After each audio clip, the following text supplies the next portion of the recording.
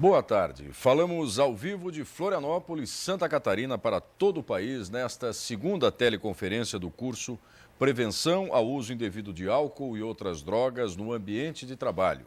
Conhecer para ajudar.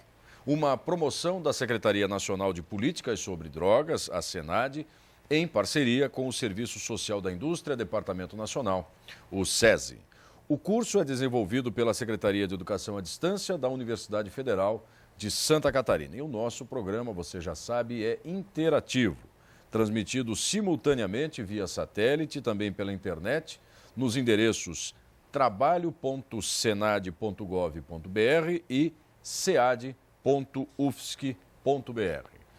Temos a participação de 3.000 cursistas distribuídos em todo o Brasil e que atuam nas mais diversas áreas: saúde, segurança do trabalho, recursos humanos, além de membros das Comissões Internas de Prevenção a Acidentes, as CIPAs. O curso visa capacitar profissionais para a abordagem adequada de questões sobre prevenção, identificação e encaminhamento de usuários ou dependentes de álcool e outras drogas aos serviços e programas de atenção no seu ambiente de trabalho.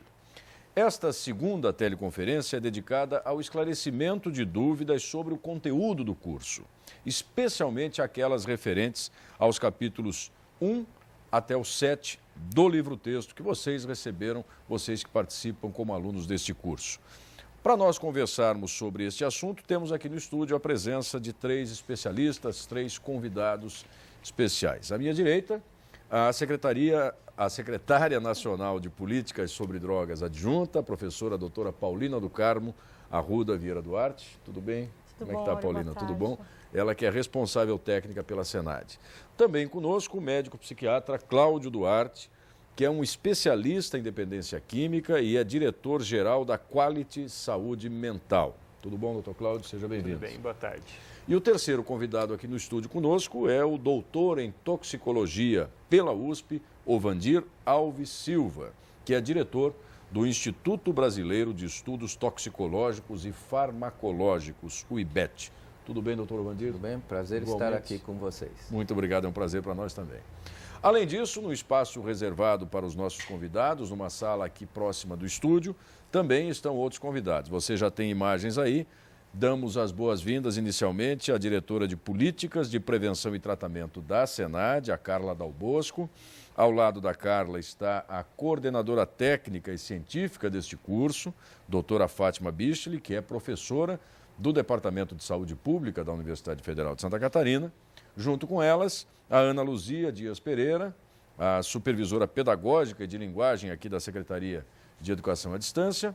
Além dela, a Karine Goss, supervisora educacional deste curso, e a Karen Rodrigues Moritz, que é a supervisora de apoio pedagógico da Secretaria. Boa tarde, meninas. Sejam também bem-vindas a esse programa. Agora nós vamos passar a palavra aos nossos convidados especialistas para suas considerações e saudações iniciais. E eu começo pela doutora Paulina Duarte. Tudo bem, doutora Paulina, mais uma vez conosco? Tudo bom, Áureo? Boa tarde. Boa tarde a todos os cursistas que estão nos assistindo. Eu gostaria mais uma vez de agradecer a participação de vocês em nome da SENAD e em nome do SESI e dizer que hoje nós estamos aqui com 2 convidados muito especiais, 2 profissionais da mais alta qualificação nas questões ligadas ao uso e abuso de drogas no ambiente de trabalho. Eu espero que durante essa teleconferência nós possamos interagir de forma produtiva e que nós 3 aqui no estúdio possamos estar esclarecendo as possíveis dúvidas que vocês tenham e, evidentemente, aquelas que não forem possíveis de esclarecimento aqui, nós daremos o encaminhamento a partir da coordenação do curso aqui da Universidade Federal de Santa Catarina. Então, mais uma vez, em nome da SENAD e do SESI, muito obrigada pela participação de vocês, que tem sido fantástica. Nós temos acompanhado muito de perto os fóruns de discussão, a interação de vocês com os tutores, e isso tem nos deixado extremamente gratificados com o resultado que vocês já vêm apresentando. Esperamos que cada assunto discutido, cada capítulo avançado durante esse curso, seja motivo já de implantação de ações nas empresas de vocês. Então, mais uma vez, muito bem-vindos. Obrigado, doutora Paulina. Nós vamos ouvir agora o doutor Cláudio Duarte para essa sua saudação inicial também, participando pela primeira vez conosco, ainda que ele seja autor de parte, né, de um capítulo desse livro, que daqui a pouco a gente vai falar com mais detalhes. Boa tarde. Muito bem. Então, boa tarde a todos os cursistas. Esperamos que, ao final desta conferência, algo tenha sido acrescentado, como a Paulina disse, no sentido de promover ações, né? Se cada um dos que aqui ouvirem conseguir conseguir, através dessa conferência, implementar uma ação no seu ambiente de trabalho, nem que não seja um programa integrado, um programa desenvolvido, mas se cada conferência, se cada cursista conseguir daqui fazer algo no seu ambiente de trabalho, a gente já vai ter chegado a uma missão interessante ao final.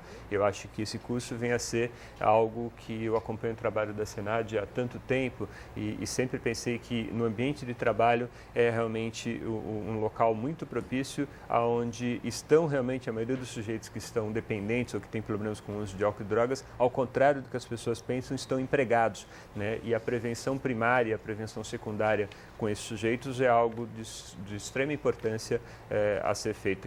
Eu trabalho também com tratamento e é muito triste quando a gente vê na outra ponta o sujeito já chegar com anos de história de um alcoolismo ou de uma dependência de drogas, com uma situação em que reverter isso é muito mais oneroso e muito mais difícil do que fazer uma prevenção. Obrigado, doutor Cláudio. A gente vai ouvir agora também, para a sua saudação, o seu cumprimento inicial, o doutor Avandir Alves Silva, que também está conosco aqui para participar desse programa. Boa tarde, seja mais uma vez bem-vindo. Obrigado. É um prazer muito grande estar aqui, principalmente porque nós vamos ter a oportunidade de ouvir os nossos cursistas, manter um diálogo, saber das suas opiniões, seus questionamentos e se nós conseguirmos esclarecer essas dúvidas, tenho certeza que a capacitação dele estará mais adequada para desenvolver o programa. É um prazer. Obrigado, doutor Avandir. E, portanto, as dicas foram dadas aí pelos nossos convidados, né? Esta é uma teleconferência efetivamente interativa e transmitida ao vivo. E você tem a possibilidade, a oportunidade de participar, de aproveitar o conhecimento que vai ser aqui apresentado e compartilhar com os especialistas a possibilidade de esclarecer suas dúvidas, acrescentar aos seus comentários, enfim. Veja agora como você pode participar desta teleconferência enviando as perguntas por telefone ou por e-mail. Confira aí o número e o endereço eletrônico.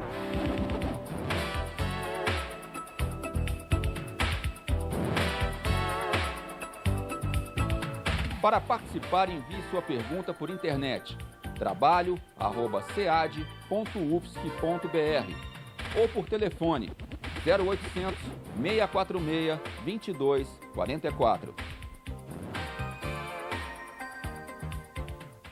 Aí você já está com imagens dos nossos tutores, da nossa central de atendimento. As linhas da central já estão disponíveis para facilitar a sua interação com os nossos convidados e palestrantes. Portanto, participe 0800 646 2244 ou trabalho@cead.ufsc.br. Bom, antes de nós iniciarmos a conversa aqui com os nossos convidados, vamos acompanhar um breve resumo da teleconferência de abertura deste curso que aconteceu no dia 26 de setembro. Vamos lá. O lançamento oficial do curso contou com a presença do secretário nacional de Políticas sobre Drogas e da analista de negócios sociais do SESI. Descentralização significa fazer chegar até a comunidade, né, a possibilidade, a necessidade de se mobilizar e participar, efetivamente participar desse grande trabalho que precisam fazer juntos, governo e sociedade, com relação às drogas. Hoje nós contamos com 3.000 inscritos, né, na sua maioria pessoas da empresa, da indústria, e nós acreditamos que com esse curso, com essa capacitação dos nossos profissionais, nós vamos reduzir, né, general, a demanda, que o general fala, do uso de drogas, tanto lícita quanto ilícita no local de trabalho. O diretor de projetos de pesquisa da UFSC representou o reitor Álvaro Prata. A UFSC ela é pioneira na questão do ensino à distância. Quer dizer, nós inovamos, introduzindo novas tecnologias no ensino, possibilitando que o conhecimento possa ser alcançado nos mais longínquos lugares desse país. O programa destacou o material pedagógico do curso e o serviço de tutoria. O coordenador-geral da Secretaria de Educação à Distância da UFSC e a consultora técnica do curso participaram da segunda parte da teleconferência, assim como a secretária adjunta da Senad. É muito importante a participação no fórum. O fórum é um momento de troca, de conteúdo, de aprendizado forte. Tem sido aqui na Secretaria, para nós, olha, assume um significado quase tão importante como uma teleconferência que motiva, que mexe com as pessoas. O fórum é um grande espaço, a gente queria pedir que vocês participassem. Esse conteúdo ele vai subsidiar muito do trabalho que vocês vão desenvolver nas empresas que vocês estão trabalhando e nos serviços públicos também. Nós colocamos no ar uma biblioteca virtual muito ampliada. Vocês ali vão poder encontrar muito auxílio de complementação do conhecimento com um material extremamente importante para o dia a dia das ações de vocês, links com uma série de outros sites que podem ajudá-los na busca de informações e também uma grande novidade que surgiu a partir dos resultados da primeira edição é que nós criamos uma versão web desse curso. Outro especialista convidado foi o coordenador da Comissão de Álcool e Drogas da Associação Nacional de Medicina do Trabalho. Nem toda organização amadurece no mesmo momento, né? Ela tem práticas diferenciadas nas empresas. Então, a falta de uma política clara para tratar não só a questão da dependência química, mas também de outras doenças crônicas na empresa, o apoio da alta liderança, da diretoria da empresa num programa desse é fundamental. Se não houver isso, dificilmente a gente consegue trabalhar essas questões de uma forma mais abrangente. Destaque também para o programa Viva a Voz. Viva a Voz, uma rede de apoio que faz surgir a esperança de construirmos juntos um país mais justo e melhor.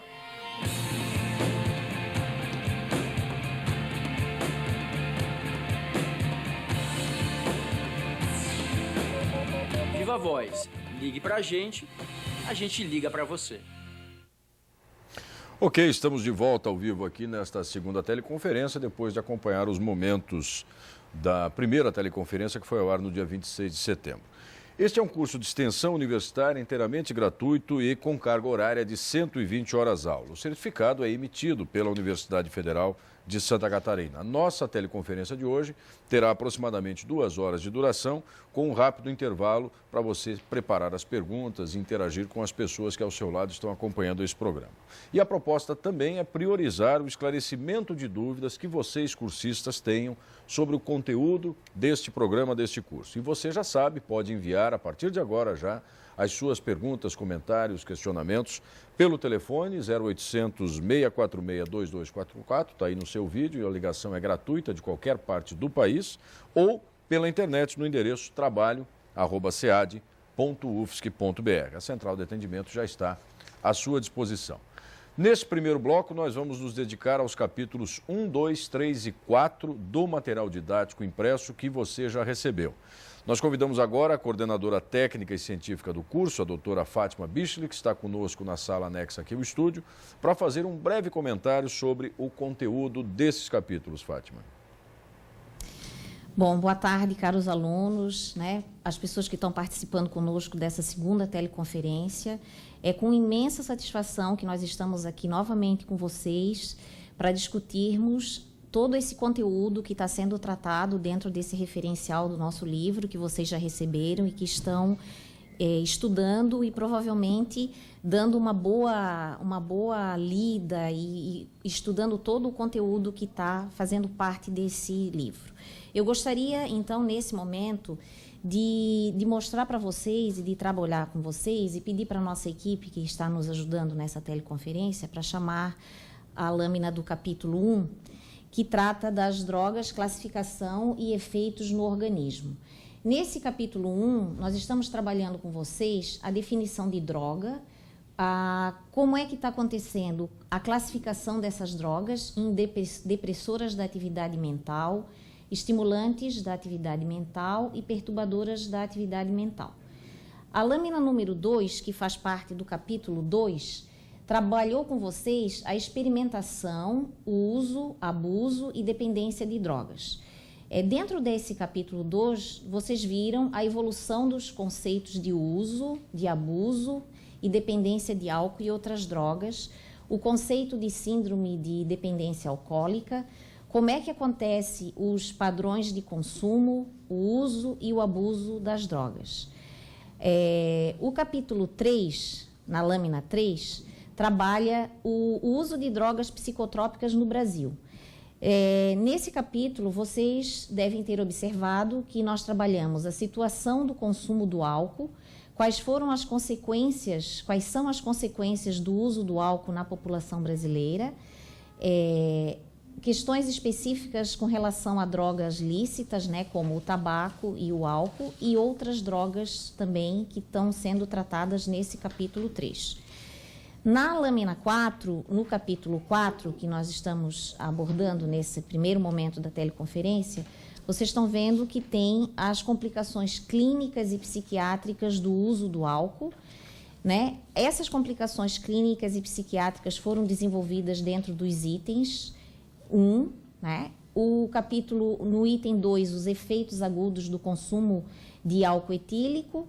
No terceiro item, os efeitos crônicos do consumo do álcool. E, por último, a síndrome da abstinência alcoólica.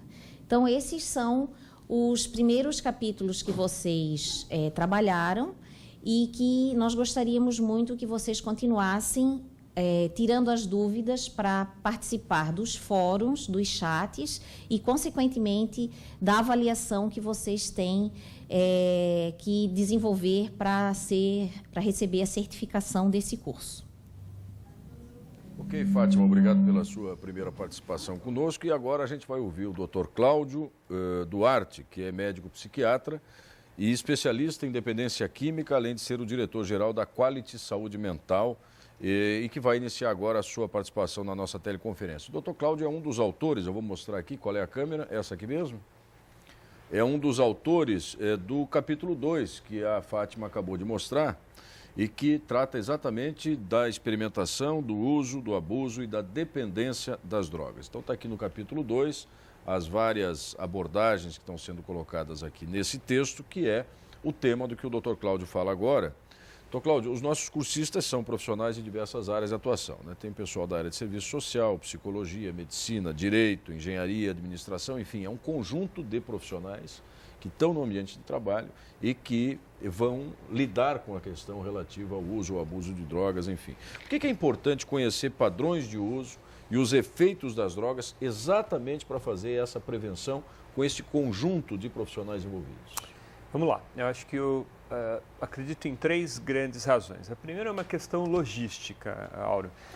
Nós não temos no nosso país especialistas em número suficiente para que pudesse de alguma forma ter acesso a avaliar uma população grande e poder de alguma forma identificar e prestar essa ajuda. Então, eu acredito que mesmo as pessoas que não são da área da saúde, inclusive, podem de alguma forma ter um conhecimento básico para de alguma forma identificar, conhecer, né, e de alguma forma promover, de repente, sendo treinada para tal, promover a entrada num tratamento, a busca de ajuda ou até mesmo promover uma ação educativa no sentido, então, da prevenção em relação ao uso de álcool e drogas. Então, a primeira razão é uma questão logística. A segunda razão é porque não se tem como, de alguma forma, implementar qualquer ação sem conhecer o assunto, sem, de alguma forma, ter informações básicas a este respeito. Então, até mesmo para que possa direcionar os recursos que vão ser utilizados para promover essa prevenção ou a promoção do tratamento de um sujeito dependente de álcool e droga, conhecer o efeito, o que é um diagnóstico, o que é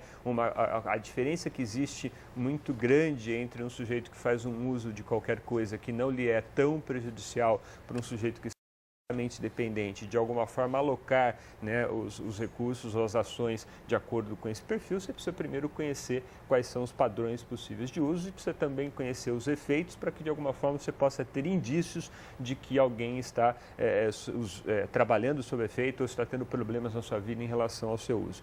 E a terceira razão, acho que é desmistificar o assunto, né? A partir do momento que a gente conhece, a gente consegue bater para fora os preconceitos e as noções distorcidas que ainda imperam na questão de álcool e drogas, né? Ainda temos uma visão ainda muito moralista a respeito do assunto e ela não ajuda em absolutamente nada, pelo contrário, ela atrapalha, muitas vezes retarda a busca de ajuda ou a promoção de uma ação preventiva, porque as pessoas têm medo de falar sobre aquilo que não conhecem.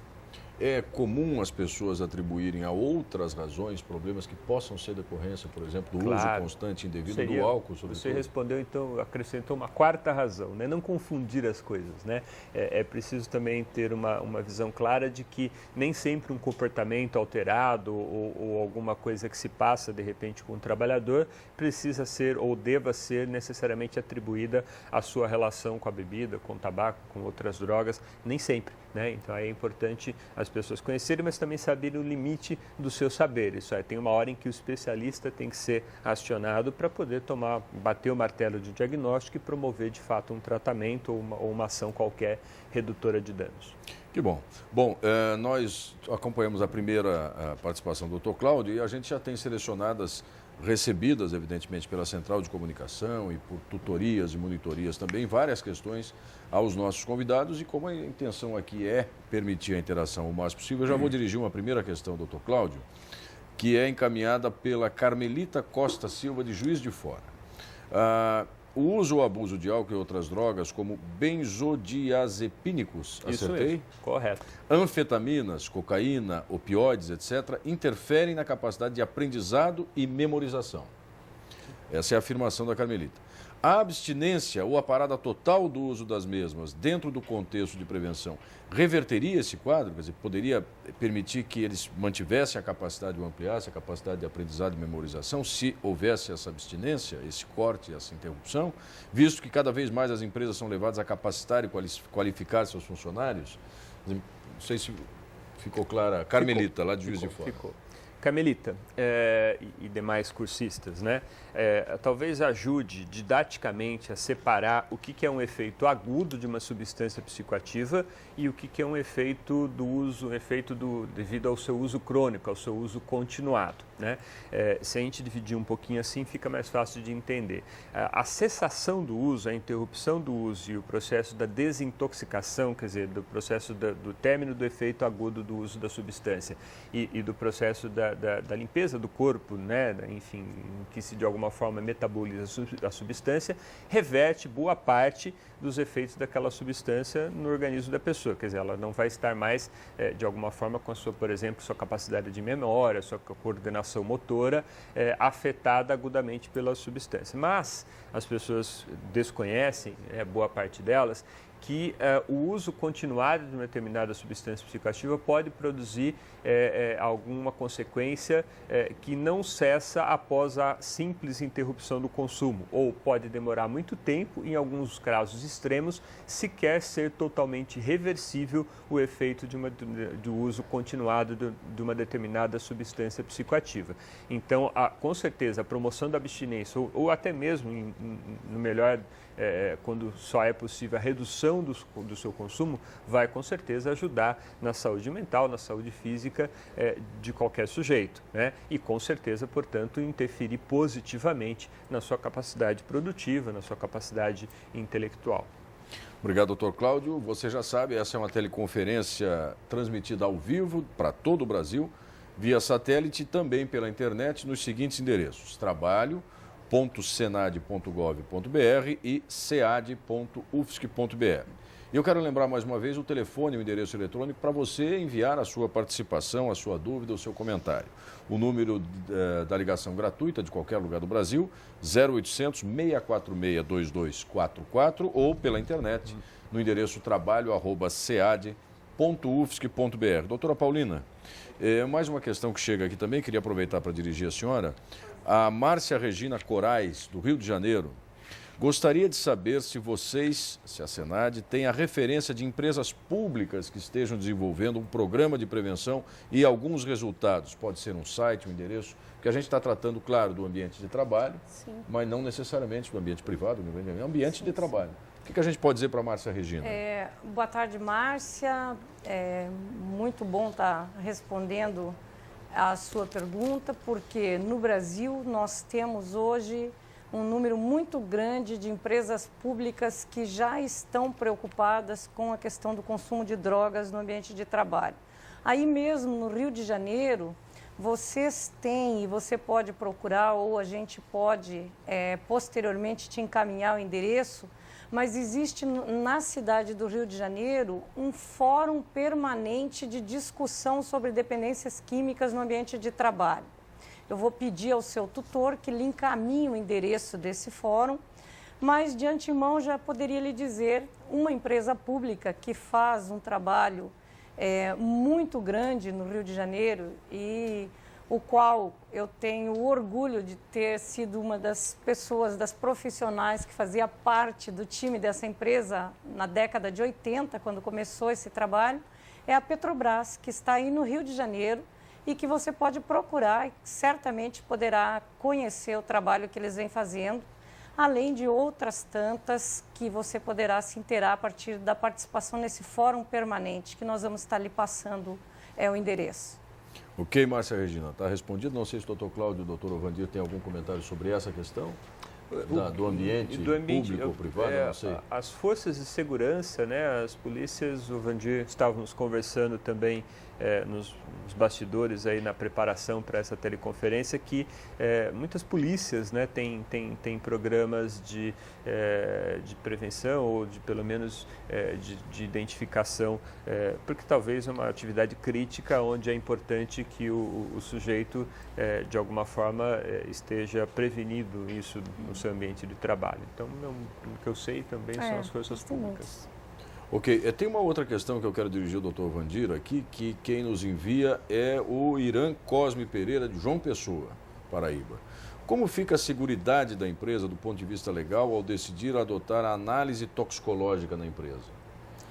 Há riscos de abrir precedentes jurídicos e se o funcionário negar-se a participar, mesmo tendo assinado um termo de participação das atividades envolvidas? O que se trata exatamente desse exame toxicológico, doutor Vandir? Bom, na realidade é uma ação que pode ser considerada desde prevenção até de identificação para encaminhar pessoas para tratamento, não é? Desde que a empresa adote todas as cautelas que nós julgamos condizentes com o assunto, ou seja, elaborar uma política, né, de corresponsabilidade com os seus funcionários, o que significa que os funcionários vão consentir com a aplicação dessa política, em termos jurídicos, legais, a empresa estará totalmente amparada. Tá? Nós trabalhamos nessa área desde 1992, com centenas de empresas que adotaram os exames toxicológicos e tendo os cuidados necessários de oferecer tratamento para as pessoas que necessitem. Não temos conhecimento de nenhum problema jurídico para a empresa. Mesmo porque é um programa de ajudar as pessoas, não é um programa para punir, identificar para uma caça às bruxas. Muito pelo contrário, os funcionários entendem perfeitamente, por questão de cautela e até por questões éticas e morais, nós achamos que o trabalhador deve ser convidado a participar dessas políticas e não ser obrigado a participar destas. Dessa forma, desconheço qualquer problema que alguma empresa tenha enfrentado até o momento. No âmbito da Senad, está claro que houve uma evolução da parte das empresas e dos funcionários, doutora Paulina, com relação à percepção de que este é um programa, como diz o doutor Ovandir, mais de apoio, de ajuda, de amparo e de solução? Sem dúvida, Aura. Eu acho que não apenas na Senad, mas a discussão sobre o uso de drogas lícitas ou ilícitas no ambiente de trabalho, ela vem avançando muito nos últimos anos. E hoje já se discute com clareza e sem mais tentar levar para o lado do preconceito ou do moralismo, a questão dos exames toxicológicos nas empresas. Então, uma coisa que o professor Vandir coloca é assim: desde que a empresa tenha uma política em que haja o consentimento dos funcionários e que seja uma política global que atinja a todos, desde o presidente da empresa até o mais humilde funcionário, dificilmente um funcionário vai se negar a participar de um projeto como esse. E claro que, evidentemente, ele tem que ter, primeiro, a garantia do sigilo em relação ao resultado desses exames e, segundo, a garantia da estabilidade no seu emprego, que, em caso de identificação positiva, seja qual for o tipo de droga, que ele tenha um encaminhamento para o tratamento, para o apoio que ele necessite. Os exames toxicológicos, evidentemente, como redução de danos e como outras questões, são ainda questões polêmicas, porque são questões que mexem com os indivíduos nas questões mais preciosas, que é o direito de se autopreservar, de se autodeterminar, enfim, né?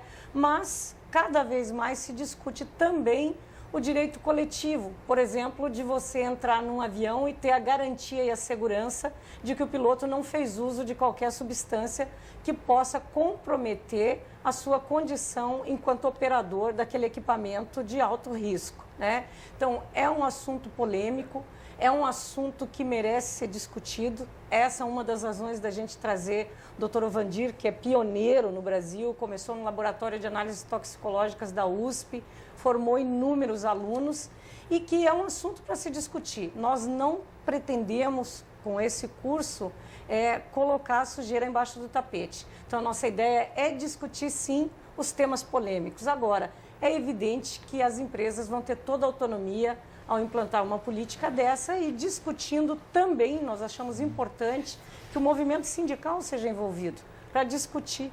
E como toda boa política de drogas, seja ela política pública ou na empresa pública ou privada, em qualquer âmbito, a política ela deve estar sempre pautada no princípio da responsabilidade compartilhada. Eu acredito que na hora que o empregador discute com o empregado a responsabilidade de cada um nesse processo, a discussão fica mais fácil, menos preconceituosa e menos persecutória, eu diria. E rompe com alguns preconceitos e mitos que o Dr. Cláudio se referiu aqui. Né? Exatamente. Torna claras as condições onde está. Deixa eu dirigir também uma segunda questão que diz respeito a isso que está sendo discutido aqui, que é o exame ou análise toxicológica. Dr. Vandir, existe uma legislação específica que regulamente a aplicação da análise toxicológica nas empresas, sejam elas públicas ou privadas? A aluna Márcia disse que deu uma procurada na biblioteca, mas não encontrou.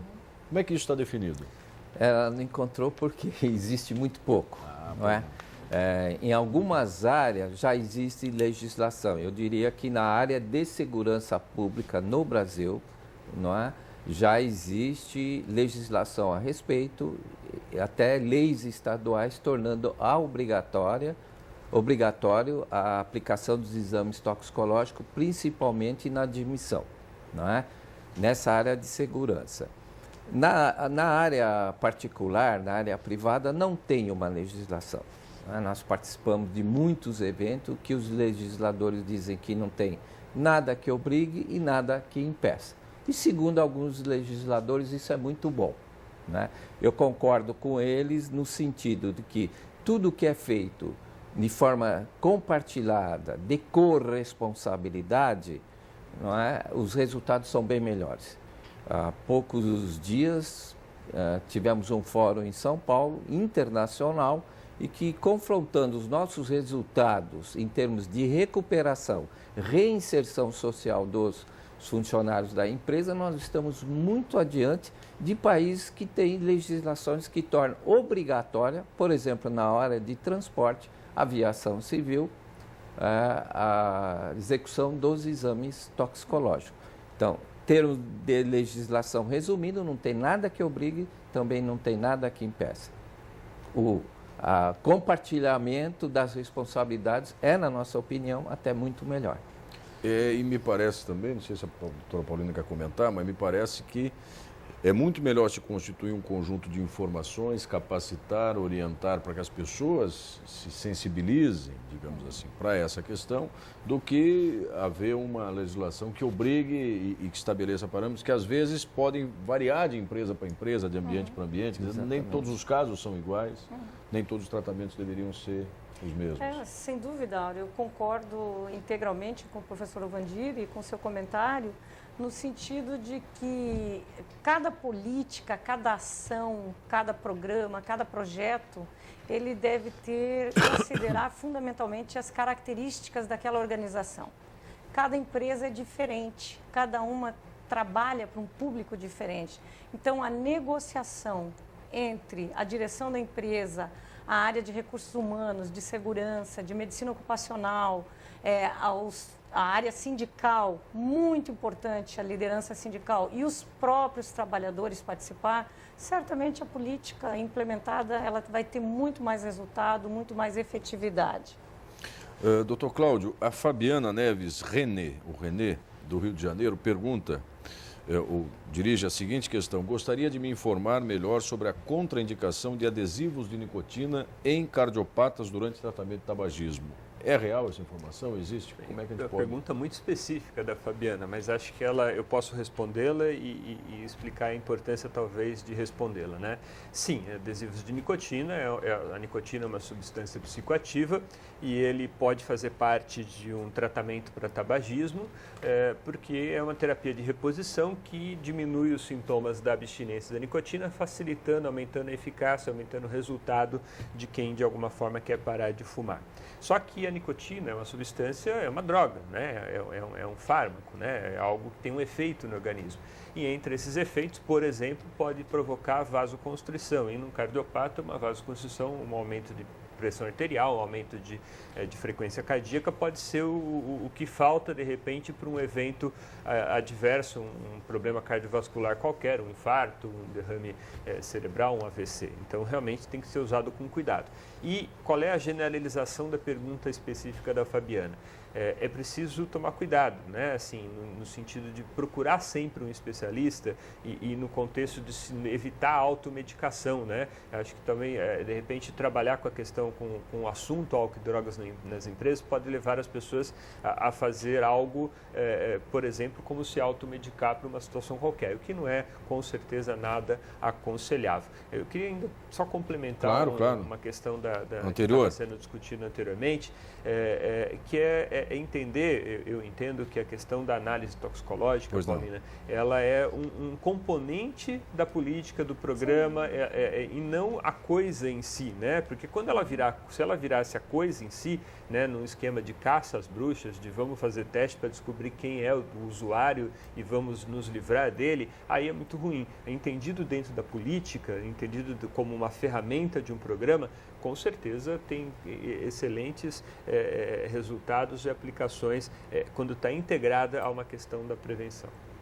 Ok, doutora Paulina, tem uma outra questão aqui que eu acho que tem a ver com essa pergunta dirigida anteriormente aqui pela Fabiana, que é sobre redução de danos. Eu acho que esse é um assunto que sempre que nós conversamos aqui nos programas, sempre surge. E a Maria Antônia de Queiroz, lá de Rio Branco, no Acre, obrigado pela sua participação, Maria Antônia, ela gostaria de ter mais informações sobre essa questão, sobre redução de danos. Eu acho que a doutora Paulina sempre consegue ser sintética quando fala disso, que é um assunto, eu diria até numa certa polêmica, pelo menos, né? Sem dúvida. Sempre se discute muito essa questão. Vamos tentar falar com a Maria Antônia. Então boa tarde, Maria Antônia, você que está lá no Acre, em Rio Branco, nos assistindo. Bom, a redução de danos, como o Áureo disse, é um assunto polêmico ainda.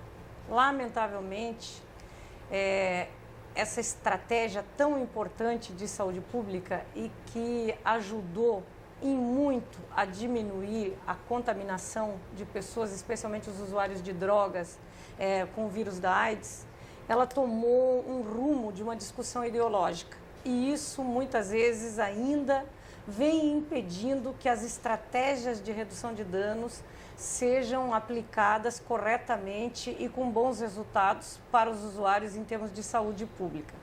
O que ocorre em relação à redução de danos é que ainda as pessoas confundem a questão como um incentivo ou um estímulo ao uso de drogas. E, na verdade, não é nada disso. Mas é uma questão para ser estudada. Nós trabalhamos no conteúdo do livro que vocês receberam. Nós temos em várias situações aqui a questão da redução de danos. Inclusive, tem um capítulo específico de minha autoria, que é sobre uso de álcool e redução de danos na empresa. E eu te aconselharia a buscar mais informações com um autor específico que tem um livro muito bom e de muito fácil compreensão, que é o livro chamado Redução de Danos, do Alan Marlatt. Você vai encontrar essa referência nesse próprio livro-texto que temos aqui. Além disso, de forma mais simples, se você entrar no site do nosso observatório, no www.obid.senad.gov.br, você vai encontrar ali vários textos, vários materiais e vários documentos sobre redução de danos. E por último, eu gostaria de dizer que você, na política nacional sobre drogas, você vai encontrar um capítulo específico sobre redução de danos, que também vai ajudar você a ampliar o seu conhecimento e a sua compreensão sobre essa estratégia. Obrigado, doutora Paulina. Doutor Cláudio, doutor Vandir, a respeito desse assunto, pela experiência de vocês, o que a gente pode... Com relação à redução de danos. Redução de danos, essa pergunta da Maria Antônia. Sim. Você pode só repetir a pergunta? Vamos lá, deixa eu ver. É que, na verdade, este é um assunto recorrente. Ela gostaria de ter mais informações sobre redução de danos. Que é, como diz a doutora Paulina, sempre uma questão recorrente. As pessoas têm sempre uma certa dúvida, né? Veja, vou fazer uma analogia só para ficar claro, acho que a forma como eu penso a questão da redução de danos.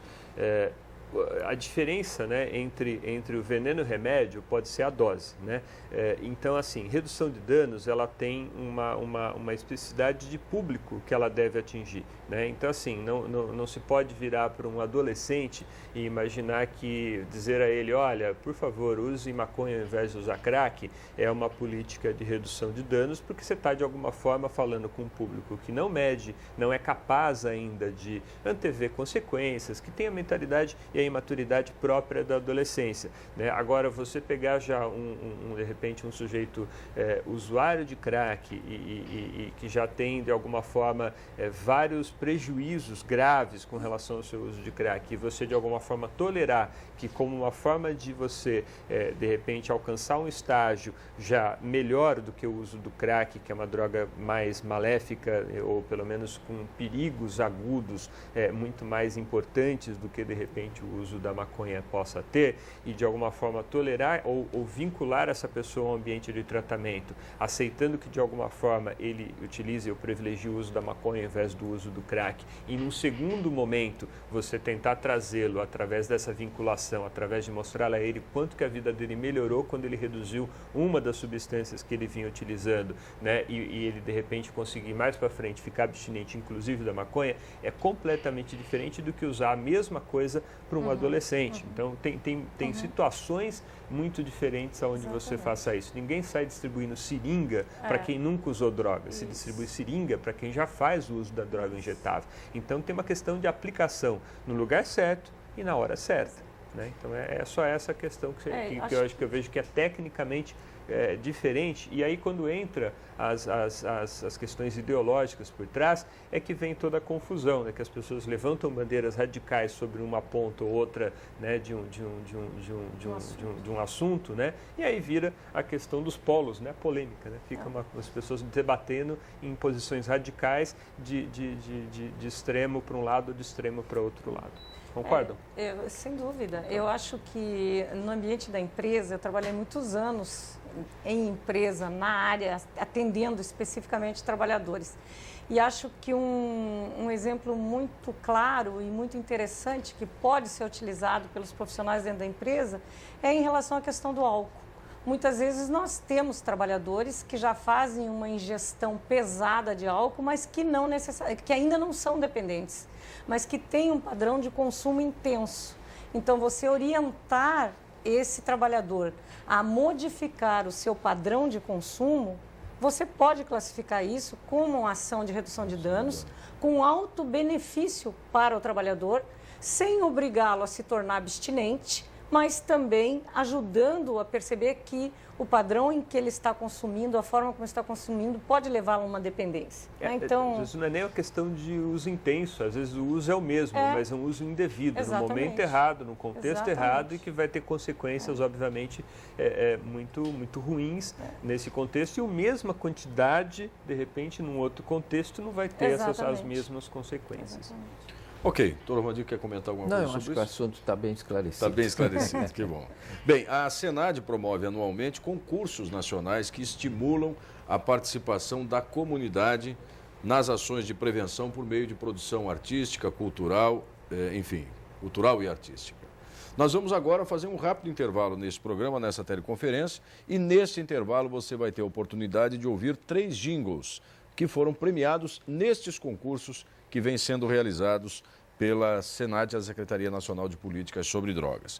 Aproveite esse intervalo também para, além de conhecer os jingles, preparar, elaborar, discutir com quem estiver assistindo com você esse programa, a sua dúvida, o seu comentário, a sua sugestão e nos enviar para a Central de Atendimento, que recebe a sua dúvida, o seu comentário pelo telefone 0800 646 2244, ligação gratuita de qualquer lugar do Brasil, ou pelo endereço eletrônico trabalho@cead.ufsc.br. A gente volta em alguns minutos. Até já. A vida é pra viver bem, tudo que você quiser, com saúde você tem. Não preciso usar drogas, o que eu quero é ser alguém. Sonhando, vivendo, mantendo o meu corpo e a minha mente sã, me realizando. Sem drogas na minha vida eu vou chegar além, eu vou chegar além. Secretaria Nacional Antidrogas, Brasil, um país de todos. Eu não bebo antes de dirigir, não preciso fumar nada pra sorrir. Comprimido só com ordem do doutor, e dar o cheiro só se for no meu amor. Vida sem droga é bem melhor assim, escolho sempre o que é melhor pra mim. Vida sem droga é bem melhor assim, sou eu que sei o que é melhor pra mim. Secretaria Nacional Antidrogas, Brasil, um país de todos.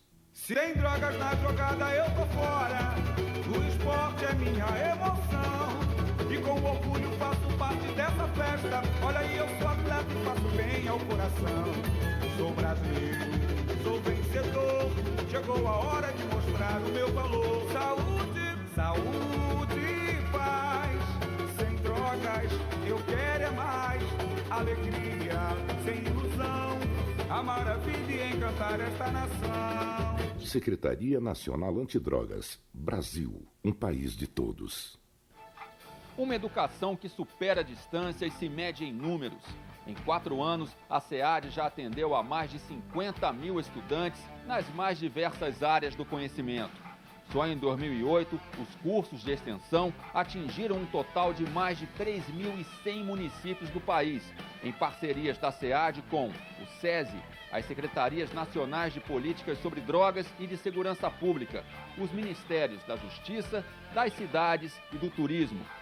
4 cursos inteiramente gratuitos proporcionaram a um universo de 22 mil estudantes recursos educacionais que integram o mais alto padrão tecnológico à melhor qualidade de ensino-aprendizagem. Quem é referência nacional em educação à distância sabe que não há fronteiras para o conhecimento.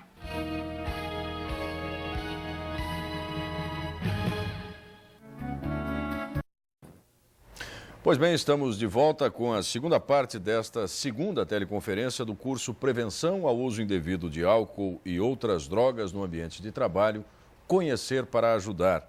Uma promoção da Secretaria Nacional de Políticas sobre Drogas, a Senad, em parceria com o Serviço Social da Indústria, Departamento Nacional do SESI. O curso desenvolvido pela Secretaria de Educação à Distância da Universidade Federal de Santa Catarina. Já são várias as questões que nos chegam aqui, respondemos no primeiro bloco algumas questões também que já tinham sido enviadas, mas continuamos à sua disposição para receber a sua dúvida, comentário, sugestão. Telefone de qualquer lugar do Brasil, ligação gratuita, 0800 646 2244 ou pela internet no endereço trabalho@cead.ufsc.br. Antes de nós retomarmos a conversa e o esclarecimento das dúvidas aqui com os nossos convidados, Vamos ver agora alguns cartazes e fotografias sobre prevenção ao uso indevido de drogas, premiados em concursos da Senad. Vamos lá. Além da premiação dos jingles, como você viu no intervalo, a Senad promove também, desde 2001, os concursos nacionais de fotografias e cartazes. O objetivo é estimular a mobilização de diversos setores da sociedade nas atividades relacionadas à prevenção do uso indevido de álcool e outras drogas.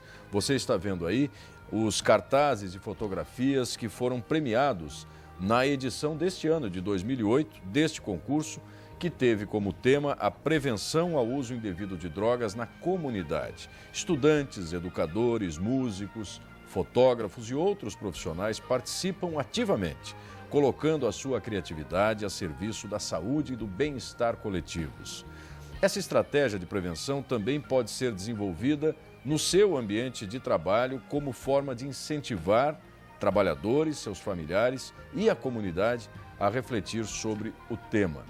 Fique atento ao portal do Observatório Brasileiro de Informações sobre Drogas, no endereço www.obid.senad.gov.br e o próprio site da Secretaria, www.senad.gov.br, que é nesses endereços que serão divulgadas as datas dos concursos para o ano que vem, o ano de 2009. Belíssimos trabalhos a gente está observando aí, relativos a essa questão, doutora Paulina, doutor Cláudio, doutor Vandir, né?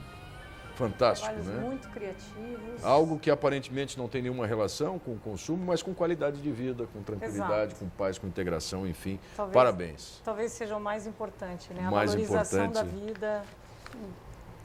Seguramente. Vamos ver aqui. Então, ok. Bom, agora nós passamos novamente a... Não, agora a gente vai tratar das dúvidas sobre os capítulos 5, 6 e 7. E mais uma vez eu convido a coordenadora técnica e científica do curso, a doutora Fátima Bicheli, a apresentar um resumo desses capítulos, ela que está conosco na sala de convidados aí. Fátima, os próximos capítulos. Vamos lá, então.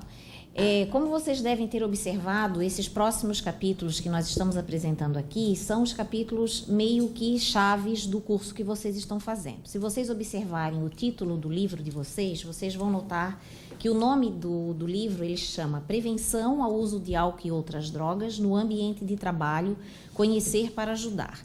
Então, as questões chaves desse nosso livro, eles estão distribuídas no decorrer de todos os capítulos que são desenvolvidos. Mas o capítulo 5, 6 e 7, especificamente, eles trabalham com questões bem pontuais. Por exemplo, eu vou pedir para o pessoal passar, né, a lâmina do capítulo 5. O capítulo 5, ele trabalha a questão da prevenção. Então, a prevenção no livro de vocês, que faz parte desse curso, ele trabalha com a questão, com os conceitos de prevenção. Vários são os conceitos de prevenção. É super importante a gente identificar como é que funciona a prevenção no ambiente de trabalho, né? Então, assim, ele é distribuído com a prevenção de uso, dependência de álcool e outras drogas na empresa, como é que são desenvolvidos os programas de prevenção no ambiente de trabalho e quais são as possíveis ações de prevenção que existem em todas as empresas. Uma questão importante nesse capítulo 5 é a experiência que é mostrada no conteúdo com a experiência do SESI do Rio Grande do Sul, que outros estados podem ver, podem identificar e podem até se espelhar e adequar às suas necessidades para poder desenvolver uma experiência parecida como essa nos seus municípios, né? A lâmina 6 do capítulo 6 trabalha com a questão de álcool e redução de danos no ambiente de trabalho. Esse assunto está sendo bastante discutido. Eu acho que no primeiro bloco dessa teleconferência, a doutora Paulina, né, e o doutor Cláudio trabalharam algumas questões e discutiram algumas coisas com vocês sobre isso. Esse capítulo ele traz de forma bem pontual como é que funciona o uso do álcool e a sua relação com o ambiente de trabalho no Brasil, quais são os benefícios da redução de danos no ambiente de trabalho, como é que pode ser desenvolvidos, né, trabalhos com relação à redução de danos nesse ambiente e relacionado também com alguma experiência prática. Então, é importante que essa questão seja bem discutida, seja bem elaborada e que vocês tenham bastante conhecimento. Existem muitos sites do OBID que trabalham essas questões. Eu acho que tem alguns artigos também em nível nacional que explicam bastante questões a respeito dessa questão de redução de danos, e é importante que vocês não se limitem a só esse capítulo pontualmente e que transcendam esse processo para até completar essa questão e não ficar restrito a alguns conceitos inadequados, né, que redução de danos é extremista, e que fiquem com coisas mais pontuais a respeito desse conteúdo. O capítulo 7, que foi discutido alguma coisa também no primeiro bloco dessa teleconferência, trabalha com as questões toxicológicas dos programas de prevenção do uso de álcool e outras drogas no ambiente de trabalho. O capítulo 7 trabalha com discussões sobre a implantação de análises toxicológicas em programas de prevenção, os programas de prevenção que utilizam essas análises no seu ambiente de trabalho e como que é a situação de aplicação das análises toxicológicas nesse ambiente de trabalho também. Então, esses são os próximos, os capítulos que estão sendo discutidos com vocês, e na próxima teleconferência a gente então vai mostrar para vocês os últimos 2 capítulos que vão ser discutidos ainda numa próxima teleconferência. Eu gostaria de salientar também que vocês continuem a participar dos fóruns e dos chats, como vocês estão participando, mas que acentuem. Quem não fez ainda contato com o ambiente virtual, que busque o ambiente virtual, que explore o seu tutor, né, que é o seu professor de educação à distância, e que mandem para nós as suas dúvidas, que nós estamos aqui junto com a Secretaria de Educação à Distância da Universidade Federal de Santa Catarina e toda a sua equipe, tentando discutir essa situação da melhor forma possível para esclarecer as dúvidas que vocês possam vir a ter, tá? E complementem o estudo de vocês com outros artigos, com outros sites que possam ajudar vocês também a esclarecer as dúvidas que esses conteúdos que estão sendo discutidos nesse curso possam ajudar ainda um pouco mais vocês, ok? Ok, doutora Fátima, obrigado mais uma vez pelo o resumo dos capítulos que se seguem. Obviamente, nós já falamos um pouco da questão do exame, do teste da análise toxicológica no primeiro bloco, em função até das perguntas que foram chegando, há outras aqui que o doutor Ovandir vai se referir, mas eu queria, até a partir do que nós conversamos, doutora Paulina, no primeiro bloco, todas as questões a respeito de tratamento, da dependência, da redução de danos e da ausência ou da pouca determinação legal a respeito, por exemplo, das análises toxicológicas, que a gente tentasse sintetizar qual é a importância, portanto, de que as empresas definam uma política interna de prevenção, que independente da ausência ou da pouca legislação, que independente, de outras questões, as empresas tenham a sua política mesmo para exercitar essa atuação para a redução de danos, enfim, para a recuperação. Qual a importância da empresa definir uma política mesmo? Veja, Auro, eu acho que assim, né, a definição da política ou, vamos dizer, da filosofia ou do comportamento da empresa em relação a esse assunto, ela é de extrema importância porque é o que vai dar o norte a todas as ações. Então, uma política na empresa, ela vai dizer o que pode, o que não pode, como pode e onde pode. Em relação a tudo, as ações, desde as ações da área de recursos humanos, de prevenção, as ações adotadas pelas chefias, pelos supervisores, como que vai se encaminhar o trabalhador que já precisar de ajuda, qual é o encaminhamento que vai se dar, enfim. A política, na verdade, nada mais é do que o norte que a empresa vai dar, do que a forma como ela vai abordar essa questão. Então, é fundamental e a política ela deve sempre ter, os cursistas vão encontrar, nós discutimos isso no livro, de forma muito clara, muito abrangente. Aqui a política, na verdade, ela deve ser uma política de toda a empresa e que ela deve ser uma política global e atingir os funcionários sem distinção. Deve ser uma política para a qual está voltada desde o presidente da empresa até o funcionário mais humilde, de cargo mais simples que tiver. Outra questão que deve ter é que essa política ela deve ter os seus pressupostos e os seus objetivos. Ela será uma política que vai, por exemplo, em relação à prevenção, vai fazer a prevenção nos níveis de prevenção universal, ou seja, vai fazer aquela prevenção aberta para todos, enfim, falando de qualidade de vida, de valorização da vida, enfim, de promoção da saúde, ou ela vai ser uma política que também vai ter ações, além da prevenção universal, vai ter ações já de prevenção seletiva, que vai pegar um determinado grupo que pode estar mais vulnerável ao consumo de determinadas substâncias, ou ela também vai ser uma política já que vai atingir aqueles indivíduos que já precisam de alguma ação em relação ao seu consumo de qualquer que seja a substância. Então, essas questões são fundamentais. Na política vai estar definido o que é que a empresa tolera, o que é que a empresa não tolera. Isso é muito importante, porque muitas vezes nós sentimos desconforto como profissionais da área de recursos humanos e de saúde e segurança, nós sentimos muitas vezes desconforto ao dizer, olha, a empresa vai pagar o seu tratamento, assim, vai admitir que você possa ter uma recaída, 2 recaídas, mas vai ter um limite, vai ter que haver a sua colaboração, vai ter que haver a sua participação, a sua corresponsabilidade. Então, daí a importância de que a empresa tenha uma política, que a política tenha pressupostos e objetivos muito claros e que seja uma política global, que atinja a empresa e aos trabalhadores como um todo.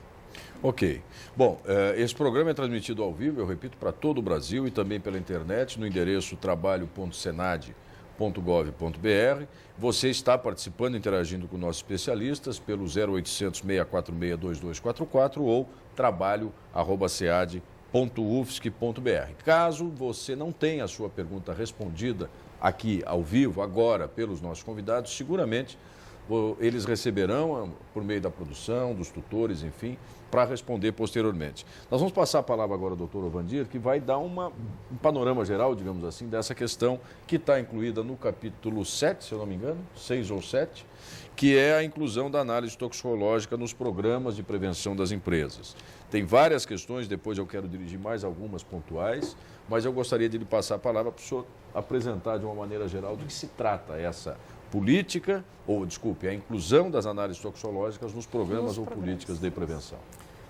É bastante polêmica, né, quando se fala da inclusão dos exames toxicológicos, né? Mas partindo de certas premissas básicas, nós achamos que podemos utilizar de uma maneira bastante satisfatória para ajudar os funcionários e para funcionar como um meio de dissuasão ao uso de drogas.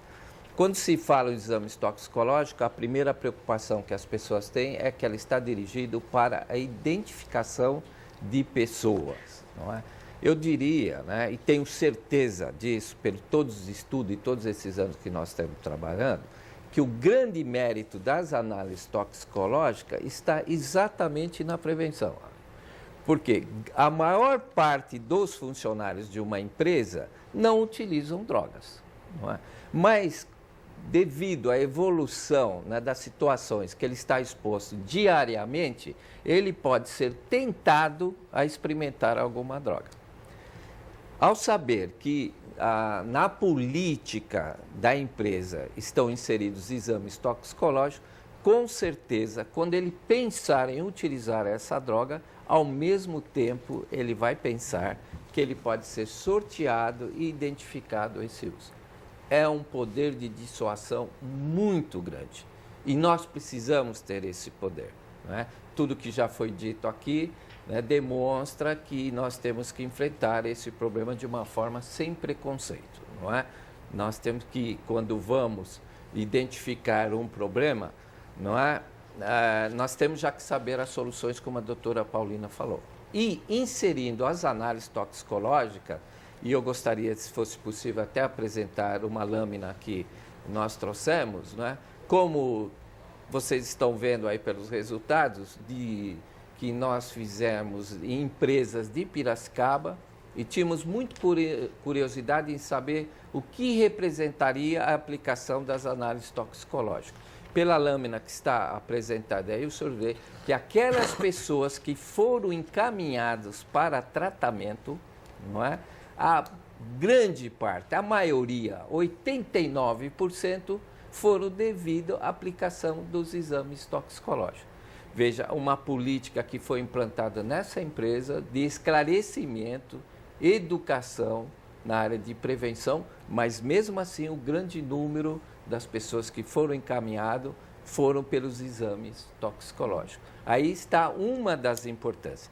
A outra importância é que nós, como toxicologistas que nós somos, quando se falava em programas de dependência química, nós sentimos um certo desconforto. Porque para nós, quando nós falamos em dependência, nós já temos um problema com uma evolução não desejada.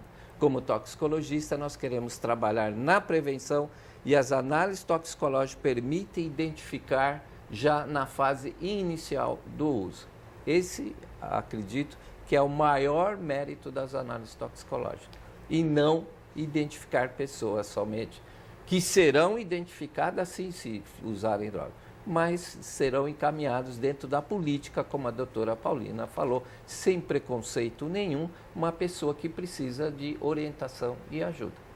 Esse é o sentido da análise. É exatamente. Mas isso, sentido. De alguma forma, eu só me permite insistir, já está incorporado pelas empresas? Os funcionários admitem isso ou há alguma resistência ainda? Olha, nós temos feito implantações em empresas por vários estados do Brasil. Nós estamos trabalhando com mais de 100 empresas, desde a pequena empresa, uma transportadora com poucos funcionários, a empresas multinacionais com milhares de funcionários.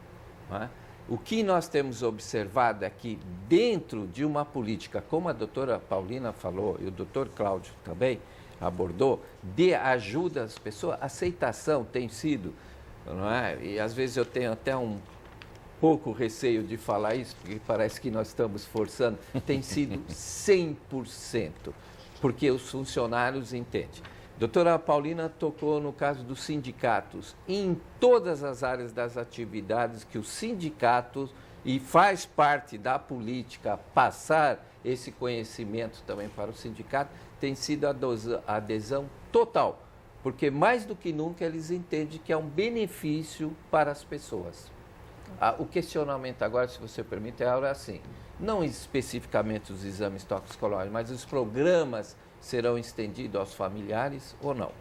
Essa é uma questão. Diga, doutor Cláudio. Tem uma coisa importante, talvez, que as pessoas, os cursistas, acho que é importante estarem por dentro, que a ciência da prevenção em relação ao uso de drogas, tanto faz escolas ou empresas, enfim, a questão da prevenção do uso de drogas é uma ciência relativamente recente. Quer dizer, você tem hoje dados publicados de programas ou de práticas que são mais adequadas e menos adequadas, né? E do quanto se consegue de eficácia com esses programas. E também quais são as boas práticas e aquilo que realmente funciona. Porque fazer prevenção e ter boa intenção é uma coisa muito fácil. Saber colocar essa boa intenção em ações que tragam resultados é uma outra história, né? E isso requer uma sistematização de ações importantes. Existe hoje na literatura até específica mostrando que existem meios de você implementar esses programas de forma a ele ter mais eficácia ou até de aprimorar programas já existentes.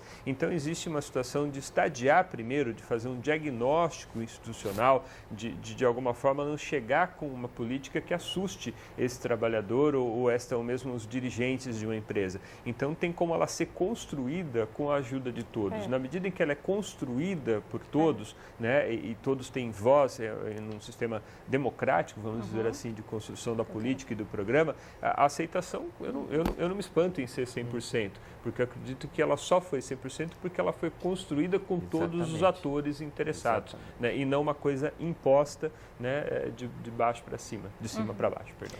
Doutora Paulina. É importante, acho que isso que o doutor Cláudio fala em complementação aos comentários do professor Ovandir, mas também é importante a gente lembrar, especialmente porque nós estamos falando com 3.000 colegas que estão nas empresas E é importante nós lembrarmos que no Brasil, somente 5% das empresas têm programas de prevenção. Então, esse assunto, como nós já dissemos, como discutimos no livro, é um assunto polêmico, certamente é um assunto que ainda vai gerar muita discussão e que os profissionais devem tomar cuidado, porque se chegar para a direção da empresa e dizer, olha, vamos implantar um programa de prevenção com análise toxicológica, etc., de chofre, certamente vai ouvir um não. Então, eu acho que esse é um assunto que precisa ser muito discutido, cuidadosamente pensado, né? Ao se elaborar uma política, ao se pensar nisso. Até porque as análises toxicológicas implicam em custo. Então, nesse momento, se aplicam àquelas empresas que estão dispostas a fazer um investimento nesse programa de prevenção.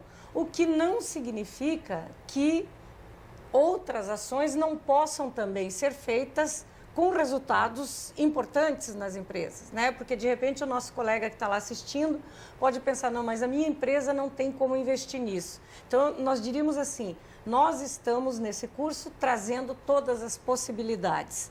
Mas, se vocês lembrarem lá do que está escrito no capítulo de abordagem, que é o capítulo seguinte, que nós estaremos vendo na próxima teleconferência, vocês vão ver que a gente diz que nem todas as empresas terão possibilidades de implantar grandes programas. O importante é definir a linha de ação. E as ações que forem feitas, mesmo as mais simples, podem também ter um impacto muito bom e muito importante. Eu tenho aqui, doutor Vandir, uma questão que no primeiro bloco a gente até falou disso, mas me parece, a Cláudia Lima, lá de Recife, Pernambuco, me parece importante esclarecer esse aspecto. A Cláudia diz assim, trabalhe em uma empresa pública. Quando é detectado em um funcionário a dependência, provavelmente por meio do exame, como fazê-lo participar de um tratamento, visto que ele sabe que não será demitido? Quer dizer, as pessoas, eu acho que ainda tendem a acreditar que o exame é uma sentença de demissão, alguma coisa assim, quando na verdade ele é um elemento para ajudar na política de prevenção, é isso? É a Cláudia Lima, lá de Pernambuco. Pois não, Cláudia, aí nós temos que separar alguns fatos, não é? A identificação através do exame toxicológico é a primeira etapa de um processo, entende? Essa pessoa, quando é identificada, primeiro ele vai ter que passar por uma equipe que vai avaliar se foi um uso ocasional. A pessoa saiu no final de semana e não deveria, mas usou algum tipo de substância psicoativa, não é? A equipe vai elaborar, fazer um diagnóstico caso a caso para saber se for uso, abuso ou dependência e tomar as providências. A finalidade do exame, quando identificar uma pessoa, é simplesmente essa, ajudar aquela pessoa, dar uma ferramenta para os terapeutas poder atuar, não é? Então, se existe uma política que vai demitir porque foi identificada, é uma política errada. Essa não é a intenção, é a intenção ajudar essa pessoa. Agora, talvez o que ela queira dizer é que, e se a pessoa não aceitar o tratamento? Nós não podemos obrigá-la, como em qualquer tipo de tratamento de uma doença, uma moléstia, não é? Tem que ter aderência da pessoa. Se a pessoa se nega, ninguém vai poder obrigá-lo a participar, não é? O que ela colocou talvez ela queira ter dito, da estabilidade. Da estabilidade. Né? Como não existe uma legislação específica, embora se fala, estávamos conversando antes sobre embriaguez, não é? A jurisprudência a esse respeito, até, embora conste da CLT, é muito vaga, ainda traz controvérsias, não é? Mas o caminho é tentar, entende, fazer com que essa pessoa entenda que ela tem um problema e que precisa de ajuda. Não é outro fator, a estabilidade aí que foge até ao programa. Mas eu gostaria de fazer um comentário em relação a isso e acho que, independente da identificação ocorrer por exame toxicológico ou por situação de desempenho profissional ou porque muitas vezes aquele trabalhador já é um caso conhecido por uso e abuso de substância, mais importante é a equipe técnica, se capacitar para uma boa abordagem. Existem técnicas, vocês vão ver no capítulo sobre abordagem. Nós temos trabalhado muito hoje, cada vez mais está provado que para se trabalhar dentro das empresas, as técnicas de aconselhamento motivacional e de intervenção breve, que são técnicas altamente, com alta resposta, com excelente resposta, e podem ser aplicadas por profissionais, não necessariamente por especialistas, para fazerem uma abordagem e um encaminhamento posterior para tratamento, se for o caso. Então, eu acho que essa questão é uma questão muito interessante sobre a motivação para o indivíduo se tratar ou não. E, como disse o professor Ovandir, o tratamento, evidentemente, ele deve ser feito com o consentimento, né? Mas, na experiência que eu tenho de muitos anos de trabalho em empresa, dificilmente um trabalhador não aceita ajuda quando ele sente que essa ajuda efetivamente é uma ajuda solidária, é uma ajuda real e não simplesmente uma forma de encaminhar mais um caso.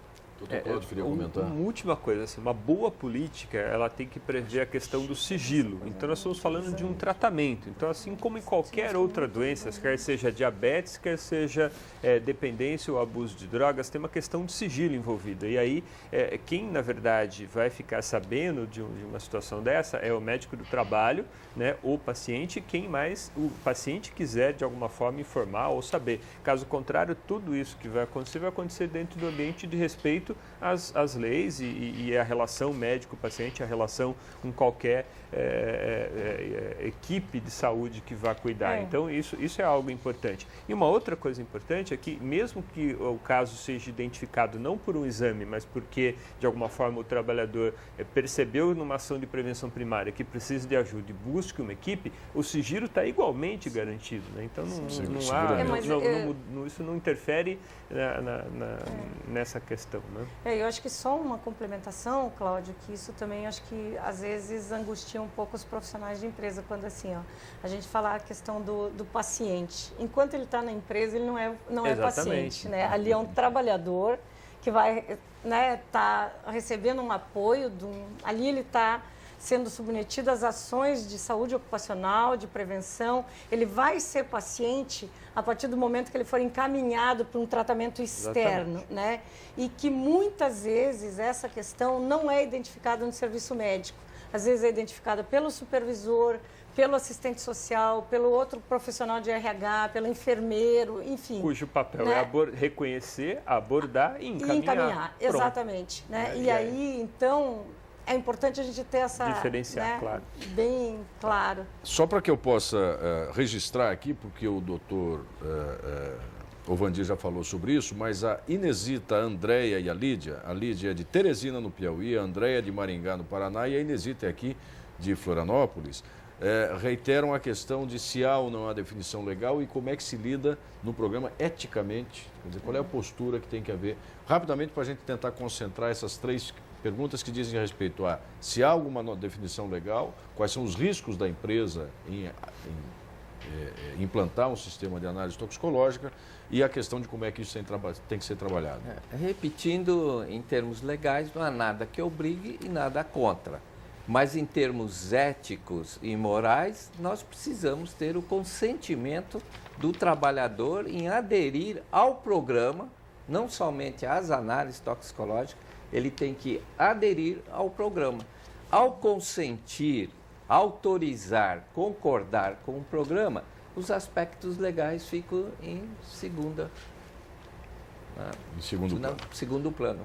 O que existe, na verdade, é não poder usar uma informação dessa natureza para, de alguma forma, demissão do funcionário. Então, aí senão a empresa, de alguma forma, pode ser acionada por preconceito ou algo que o trabalhador se sinta no direito, né, de questionar. Mas se está dentro de uma política, está dentro de um programa bem estruturado, eticamente estruturado, eu acredito que também a empresa tem uma margem de segurança muito interessante para para promover saúde para as pessoas. Afinal, ninguém está querendo promover, num bom programa, promover perseguição. De pessoas. Já que o Dr. Cláudio fez referência a essa questão do sigilo da informação, tem uma pergunta da Maria Cate Anne Valentim, aqui de Jaguariúna. Meus conhecimentos de geografia me falharam. Jaguariúna. Goiás, não? Acho que é no Paraná. Paraná? Acho, bom. Não sei, não tenho certeza, mas acho que... Maria, olha só, ela pergunta o seguinte: gostaria de fazer uma pergunta relacionada à condução de informações ou a tratamento de informações referentes ao empregado com dependência química. Dentro da empresa, dados para informações sobre como anda o empregado, quando é que ele retorna da internação, eles ficam sabendo de alguma forma, diz a Maria.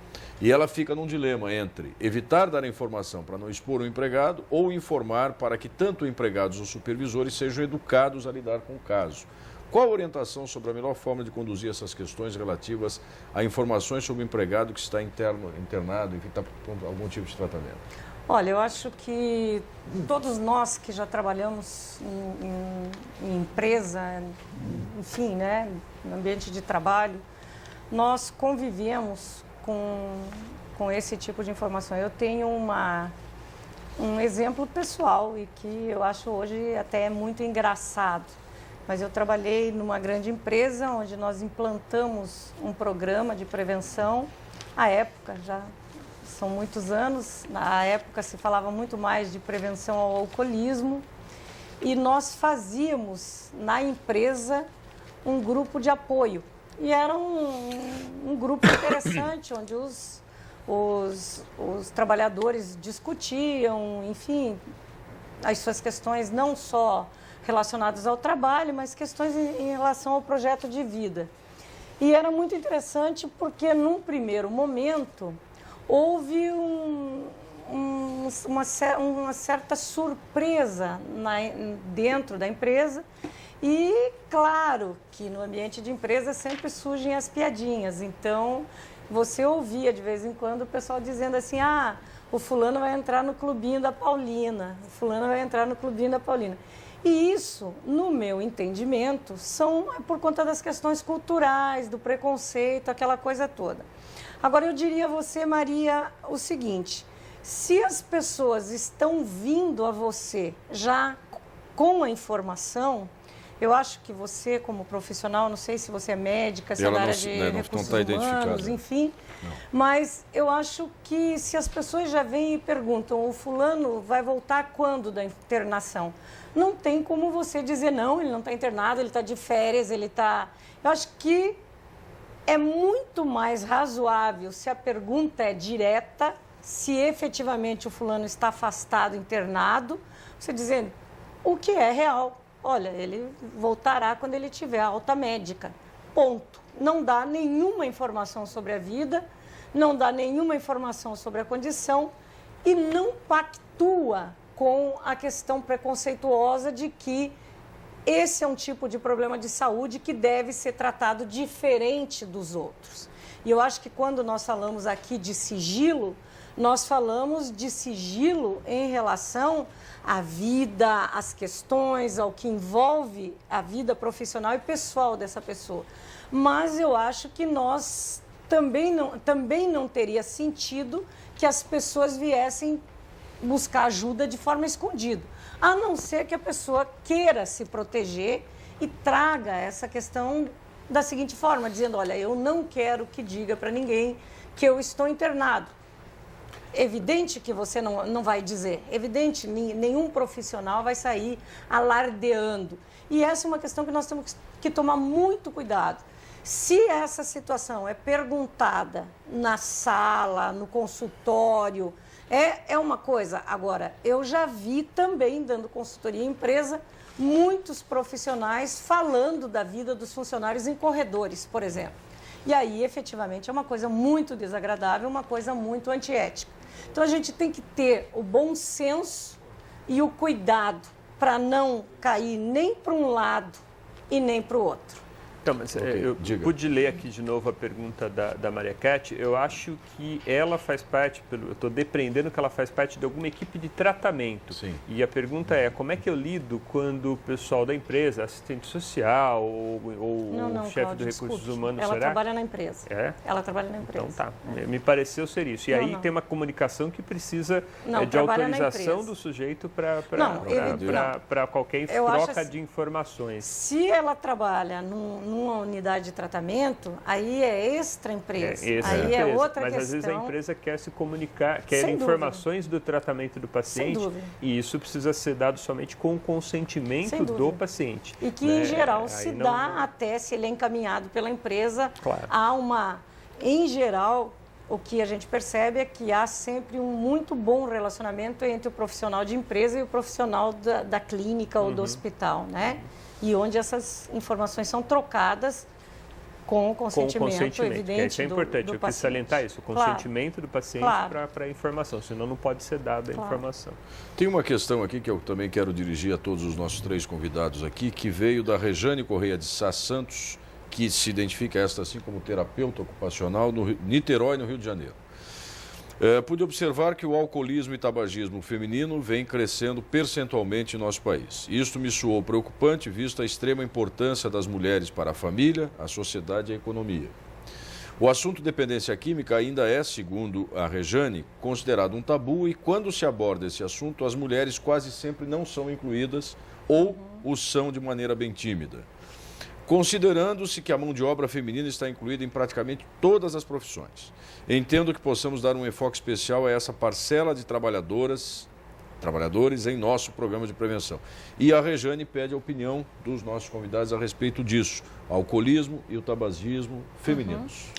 Tudo bem. Em primeiro lugar, é que ela está muito antenada, né? Realmente, a prevalência de diagnóstico ou mesmo da experimentação, mesmo do uso, né, ainda nem sequer abusivo na população feminina tem crescido. A maioria dos especialistas julga que isso em alguns anos ainda vai se equilibrar e não vai haver diferença entre a prevalência e a incidência dessas coisas entre homens e mulheres. E, de fato, o que acaba acontecendo com a mulher nesse processo, né,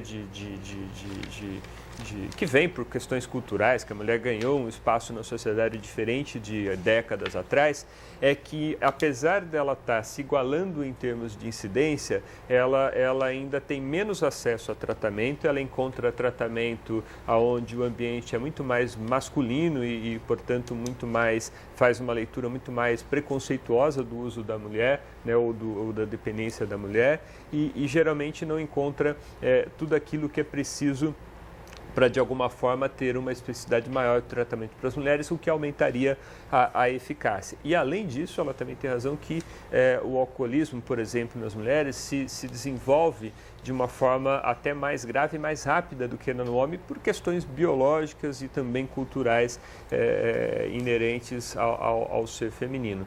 Então, é uma preocupação, acho que pertinente, e conheço poucos lugares específicos, a maioria deles, na verdade, em ambientes de universidade. Quer dizer, você tem grupos que estudam especificamente ou pesquisam a questão de álcool e drogas em mulheres, e isso, infelizmente, ainda não conheço, por exemplo, tratamentos ou grandes ou muitos centros de tratamento específicos para as mulheres. Então, fica aí o convite aos cursistas para que se interem um pouco mais dessa questão. A OBID provavelmente tem links com artigos ou com assuntos interessantes a respeito. Mas ela tem toda a razão em apontar essa diferenciação. E acho que ela tem toda a razão também, e a minha resposta em relação à pergunta sobre incluir no programa, na empresa onde ela trabalha, ações específicas para mulheres, eu acho que de extrema procedência, como o Dr. Cláudio apontou, né, as mulheres hoje não estão só participando no mercado de trabalho, na política, em tudo, mas também estão participando nos problemas que antes eram afetos muito mais aos homens. Então, é justo e necessário que comece a se discutir com mais clareza isso. O que eu acho que você pode começar a fazer no seu programa é, de repente, fazer ações dirigidas às mulheres. Se você está fazendo... Aí nós podemos falar, se você vai lá na teoria, no capítulo da prevenção, você pode fazer alguma ação de prevenção seletiva, que seria um determinado grupo. Então, nesse caso, as mulheres. Criar uma série de ações que podem ir desde um exemplo que nós vimos, um concurso, alguma coisa, trazer essas mulheres para discutir a questão, para discutir, enfim, as ansiedades, discutir todas essas coisas. E com isso, certamente, você vai ter um efeito muito maior, não só em termos de prevenção universal para todas as mulheres da sua empresa, mas também você vai ter muito mais espontaneidade na procura daquelas que, porventura, já possam estar fazendo uso inadequado de algum tipo de substância. Eu lembrei de duas coisas, então, para ela que são importantes. A primeira é que uma equipe mais feminina, com certeza, vai conseguir ter melhor aderência, melhor vinculação. Então, acredito que, se isso vale para tratamento, vale para prevenção. Talvez a mulher falar para a mulher talvez seja uma coisa mais interessante, porque ela vai se sentir mais compreendida e uma troca melhor. E uma outra coisa importante para programas de prevenção e de tratamento que envolvam mulheres é as facilidades que a mulher precisa ter para, de alguma forma, participar desse programa ou dessa ação. Então, muitas vezes, ela precisa pensar nas questões logísticas, como é que ela cuida dos filhos, ao mesmo tempo em que participa do programa, como é que ela, de alguma forma, lida com o duplo papel dela, que muitas vezes é da dona de casa, da esposa, e, ao mesmo tempo, também enquanto trabalhadora. Então, pensar que essa mulher tem que ter, de alguma forma, nas suas ações, facilidades para participar dessas ações é algo importante, né? São peculiaridades importantes. Então, Cláudio, deixa eu aproveitar aqui e dirigir uma pergunta muito pontual da Nazaré, do Recife.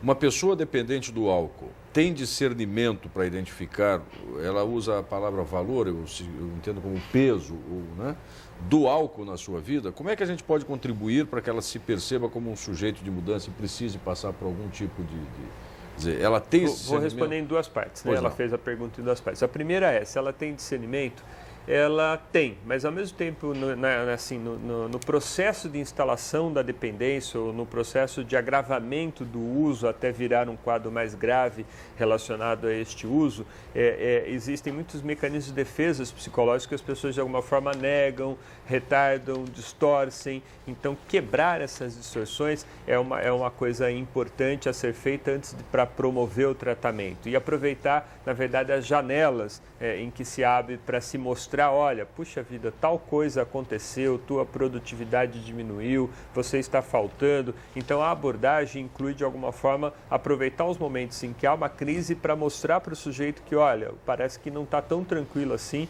você não está parando a hora que quer, como você diz parar. Existem técnicas motivacionais interessantes para promover a abordagem. A segunda parte era se... A segunda parte é como podemos contribuir para que ela se perceba como o sujeito dessa mudança. Já respondi dos dois jeitos. As abordagens motivacionais, as técnicas de abordagem motivacional que a Paulina já apontou, são as mais eficazes hoje, tanto para a questão de tratamento como questão de prevenção disso. Nesse sentido, eu gostaria de fazer uma sugestão, né, complementando a do Cláudio. Existe um livro muito interessante que vocês devem encontrar na bibliografia de vocês aí, que se chama A Entrevista Motivacional. Então, os autores são Hounick e Miller. Mas na bibliografia, se vocês verem no capítulo que eu mesma escrevi sobre abordagem, deve ter lá. Então, se chama A Entrevista Motivacional. Outra questão importante é que a Senad está promovendo, junto com a Universidade Federal de São Paulo, um curso semelhante a esse, exclusivamente sobre intervenção breve, que é uma técnica, como o Cláudio explicou, que tem condições de ser aplicada não somente por especialistas, mas por profissionais treinados, e que você pode acessar o nosso site do OBID e se informar mais. Nós estaremos começando uma edição desse curso ainda esse ano e uma próxima no início do próximo ano. Então, você pode complementar os seus conhecimentos buscando mais informação nesse tipo de curso, nessa bibliografia. É importante salientar que essa é uma competência adquirida através de treinamento específico. Quer dizer, as pessoas não precisam nascer sabendo, não precisa ter dom, ela precisa sim aprender. É ensinável isso.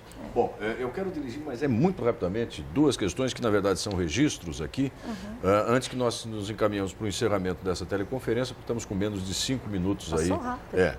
A Nélia dos Santos Ferreira, de Goiânia, manda um abraço dos alunos do curso de especialização em políticas públicas sobre álcool e outras drogas da Uni Evangélica de Goiás e pergunta à doutora Paulina, há alguma previsão de mestrado nessa área e alguma possibilidade de patrocínio da Senad?